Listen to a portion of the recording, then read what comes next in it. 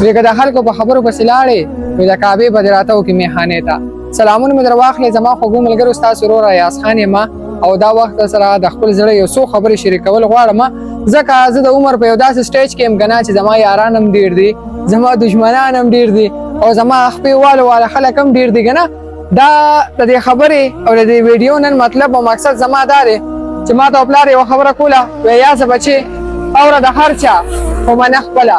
نو زه که ما ته یار دوست، که ما ته خپل خپلوان، که ما ته هر څوک خبرې کوي چې یاده دا چل داسې وکړه دا داسې وکړه که نه، خو زه اورم خو منم خپله. ځکه که تاسو خپله نه منئ او د خلکو منئ که نه نو هغه تا ته خو ما شعر ووایي، که د خلکو په خبرو پسې لاړې د کعبې به دې راته وکړي میخانې ته. نو ډېر به مو سر نه خوږوم، خو لکه شکر الحمدلله ستاسو په دعاګانو او د مور پلار دعا را سره وه نو رسټورنټ مې کولیو کړی دی په یزدان اوسس شاپ نمبر 4 بلډینګ نمبر 217 کې قطر والے صحیح شوله. او چې محنت کوم نو الله به مې کامیاب کړي، زه به ټول عمر غریب نه یم یارانو. او محنت ته کوه برکت به پکې الله رب العزت چي. بس رکس مو اغوستې دي او رومنۍ ورځ وه او سموسې مې پخې کړلې. دا ویډیو ما ټیک ټاک ته اپلوډ کړله. ما یې چې د خلکو څه کمنټس دي، خلکو دومره نیګیټیو کمنټس وکړل چا څه وي او چا څه وي که نه.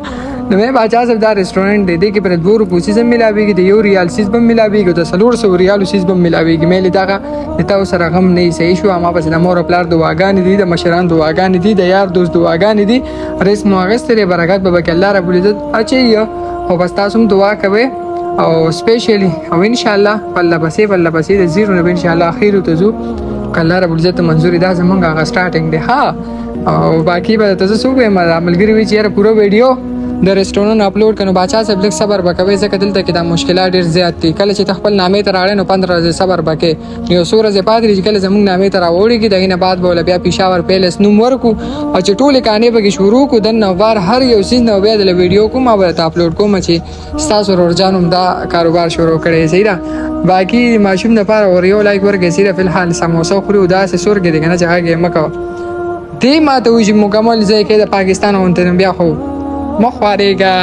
بس سر به مو نه خوږوم او ځان سره چینل سبسکرایب کړئ او دلته کې هشته کمنټ وکړئ. انشاءالله کمینګ سون چېرته 2-3 کاله بعد چې انشاءالله موږ یو خپل مقام ته رسېدلي یو. بیا به دا ویډیو زه ګورم چې دا زما رومنۍ ویډیو ما د رسټورنټ باره کې په یوټیوب کې اپلوډ کړې وه، به دا کمنټ ته به ګورو، دې ته به تاسو به بیا انشاءالله اپریشیټ کوو. خو فلحال موږ اپریشیټ کې دعاګانو کې یاد ساتئ. د لوی الله په امان.